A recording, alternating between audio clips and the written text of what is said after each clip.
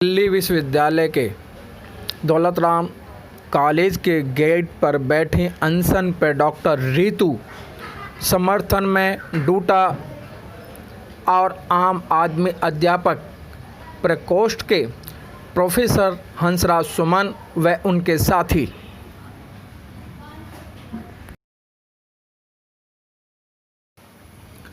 आज लगभग 74 साल देश को आज़ाद हुए हो गए हैं, लेकिन आज इस भारतवर्ष के अंदर जातिवाद, मनुवाद, ब्राह्मणवाद के चलते दलित बहुजन लोगों पर हो रहा है अत्याचार,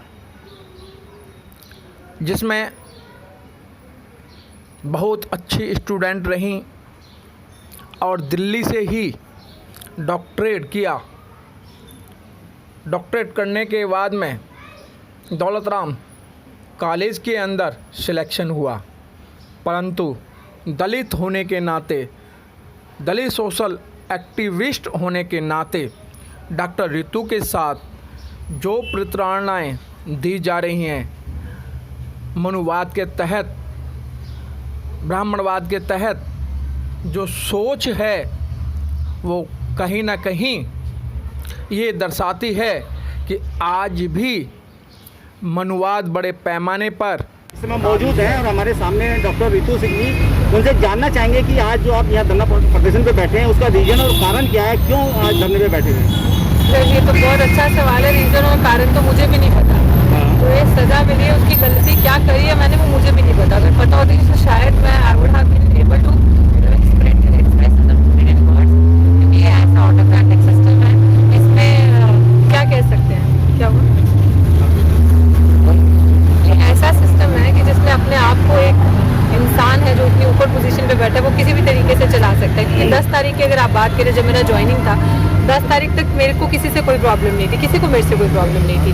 10 तारीख को मेरी टीचर इंचार्ज जो है यूनिवर्सिटी में, जो अंदर कॉलेज में है, वो सब एंड देन टीचर इंचार्ज 9 तारीख को बुलाती है और मैं पूरी लगातार ड्यूटीज अटेंड करूँ, लगातार मीटिंग्स अटेंड करूँ, स्पेशल फैकल्टी प्रोग्राम है वो अटेंड करूँ। ऐसी कौन सी गलती है जो 10 तारीख के बाद आती है? ऐसी कौन सी चीज़ है जिसकी सजा आप किसी कैंडिडेट को 10 तारीख के बाद देते हो और ऐसे टाइम पे देते हो जब ग्लोबल पैंडेमिक है, और ऐसे इंसान को देते हो? आप देख सकते हैं ना कि एक ऐसी सिचुएशन है जहाँ पे ऑलरेडी लोगों के पास रोजगार नहीं है, जॉब्स नहीं है, जहाँ पे लोग ऑलरेडी भूखमरी महामारी से मर रहे हैं, और उस सिचुएशन पे आप एक ऐसे इंसान को चुनते हो जो एक ऐसी कम्युनिटी से आता है, जो डिप्राइव मार्जिनलाइज कम्युनिटी से, और आपको वही क्यों दिखता है? एक तो वो महिला, दूसरा वो एडहॉक, तीसरा वो दलित, तो आपको ऐसा शिक्षक क्यों दिखा? और दिल्ली यूनिवर्सिटी के अंदर 5000 और भी तो टीचर्स है, 5000 टीचर्स है ना, तो एक ही टीचर क्यों? और इस कॉलेज की बात ले लो, 121 एडॉक है, 121 एडॉक में 120 एडॉक का आपने ज्वाइनिंग करवा लिया, एक ही क्यों? ऐसा क्यों? एक ही एडॉक के साथ क्यों? और सारा फीडबैक अगर आप बात करते हैं, वो जो भी मैन्युफैक्चर्ड इन्फॉर्मेशन है, वो एक ही के लिए क्यों? मैं ये नहीं कह रही कि बाकियों के लिए भी हो, बट ऐसा प्रोसेस उसी के लिए क्यों? ये सवाल मुझे भी जानना। आप खुद महिला हैं, तो कहीं एक महिला है आप जो है, और कहीं ना कहीं दलित उत्पीड़न का शिकार है, इस विषय में कुछ कहेंगे? महिला भी है, दलित भी है, ऐसे दलित विरोधी नीतियों का विरोध भी करते हैं। तो जो भी सोसाइटी में इस तरह के मुद्दे आते हैं, जो लगता है कि ये नीतियाँ रिजर्वेशन के या दलितों के या किसी भी समाज के किसी भी सेक्शन, चाहे वो दलित आदिवासी पिछड़ा है, चाहे वो स्वर्ण है, किसी के साथ भी गलत होता है तो हम उन नीतियों का विरोध करते हैं। मैं सोशल एक्टिविस्ट हूँ, तो मैं बढ़ चढ़ के उन चीज़ों में साथ देती हूँ। तो आई थिंक ये बोलने की सजा है, to the best of my understanding. क्योंकि जब इस तरह के लोग ऊपर बैठे होते हैं, मुझे लगता है कि हमारे ना ऊपर कोई है ना नीचे कोई, तो उसकी सजा हम भुगतते हैं। तो क्या आपको लगता है कि आपको इस मामले में न्याय मिल पाएगा इस मनुवादी व्यवस्था से? जी, जब लड़े हैं तब तक जीतेंगे हम लोगों का। अगर देखिए ना, अगर किसी और का मसला मामला होता तो आज ये सड़क पर ही नहीं होता। क्योंकि मैरिट का जो सवाल है ना सर, वो मैरिट सिर्फ हमारे लिए क्यों है? वो मैरिट लेटरल एंट्री में नहीं दिखता, बैकडोर एंट्री में नहीं दिखता, वो मैरिट जब अंदर गॉडफादर बैठा होता है तब नहीं दिखता। वो मैरिट का क्वेश्चन हमारे लिए क्यों आता है? तो ऐसी सिचुएशन में हम ही क्यों फंसते हैं हमेशा कि हमारी डिग्री फर्जी है, कि हमने दिल्ली यूनिवर्सिटी से डिग्री की है, वो कुछ नहीं कहती है, यूजीसी नेट फ्लॉप है, फेल है, वो फ्रॉड है। सारी चीजें हमारे लिए क्यों आती है? सारा क्वेश्चन मेरा ये सवाल है ना कि ऐसी चीजें हमारे लिए क्यों आती है, बाकियों के लिए क्यों नहीं आती? और हम तो नहीं कहते कि हम तो डाउट नहीं करते, लेकिन हमारे लिए डाउट क्यों है? हम ऐसी सिचुएशन पे क्यों आते हैं हमेशा? तो उसी चीज़ की दिक्कत है कि आज हम सड़क पर बैठे हैं। वरना अगर सारी चीज़ें नॉर्मल होती, कोई फिक्सिंग होती, अपना कैंडिडेट तो होता, तो आज हम बाहर ही नहीं होता सड़कों पे। हमारे लिए तो संघर्ष ही एक चाह रहा है।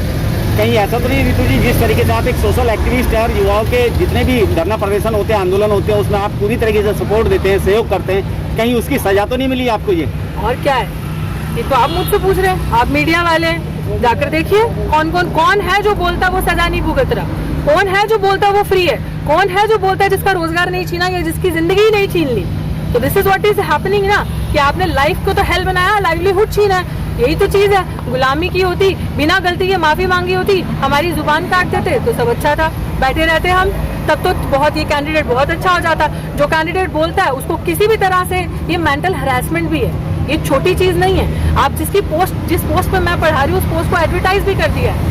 इतना ऑटोक्रेटिक इंसान कि 5 दिसंबर की एक चिट्ठी है जो यूनिवर्सिटी को MHRD ने दी थी, जिसमें लिखा था किसी एडॉक को रिप्लेस नहीं कर सकते आप टिल परमानेंट अपॉइंटमेंट।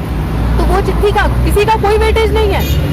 ये अभी अगर ये होता है तो ये शुरुआत है, तब देखिए इसके पीछे क्या लाइन लगती है। अगर ये निकलता है हम लड़ेंगे संघर्ष, क्योंकि हम लोगों को आदत है, हम लोग लड़ते आए, हम लोगों को संघर्ष करने की आदत है। और जब किया रिजल्ट आप लोगों ने देखा है हमारा। लेकिन आप सोचिए इसके बाद ये जो आंधी आई है, तूफान कैसा होगा। एक तरफ जो है देश के प्रधानमंत्री कहते हैं पढ़ेगा भारत बढ़ेगा भारत, तो ये किस तरीके से पढ़ेगा? इसीलिए तो आज बेरोजगारी दिवस मनाया जा रहा है। जी, क्या कहेंगे बेरोजगारी दिवस? अगर इतनी बेटी बचाई होती तो देश की बेटियां सड़कों पे नहीं होती। इससे नीचे क्या आप खोदोगे? अब जमीन ही तो खोदने की जरूरत है ना। आज ये बहुत प्राउड की बात नहीं है कि आज उनके जन्मदिन पे राष्ट्रीय बेरोजगार, आज उनका हैशटैग जो ट्रेंड है वो नीचे चल रहा है, बेरोजगारी दिवस ऊपर चल रहा है। और पिछले 8-9 घंटे से वो वैसे ही चल रहा है। तो सोचिए युवा का क्या हाल है इस देश में। कहने को नहीं है सर, अब करने को है। राजीव जी, press the bell icon on the YouTube app and never miss another update.